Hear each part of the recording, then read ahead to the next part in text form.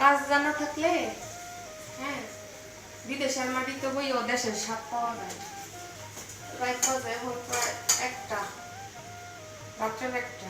মনে চাইছে যে ভিতরে ডাউল দিয়া মরিচের গুঁড়া দিয়া মানে শুকনা মরিচ দিয়া আর পুরের মধ্যে তিল দিস, তিল না কাইলা জিরা, সরি কাইলা জিরা আর ফুলকো ফুলকো হচ্ছে পুরি, মরিচ ধনিয়া পাতা পেঁয়াজ দিয়া এখন খাবো।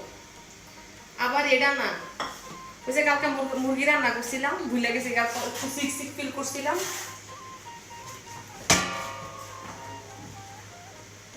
কালকে একটু সিক সিক লাগছিল, এই জন্য আর ইয়ে খাইতে পারি নাই।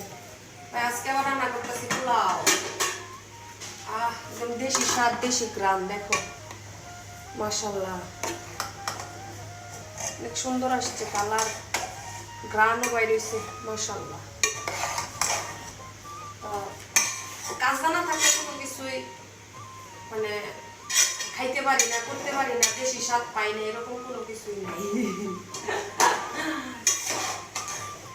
এখন পোলাও দিয়া মুরগি দিয়া খাবো।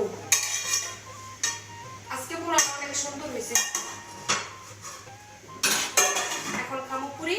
আমি যেহেতু রাত জাগি করি, এডিট করি, লেট হয়ে যায়, ঘুমাইতে ঘুমাইতে ভোর, তাই এখন পুরিটা খাবো সালাদ দিয়া, আর 2টা 3টার দিকে পোলাও দিয়ে খাবো। Bye bye. দিকো ফুলকো ফুলকো।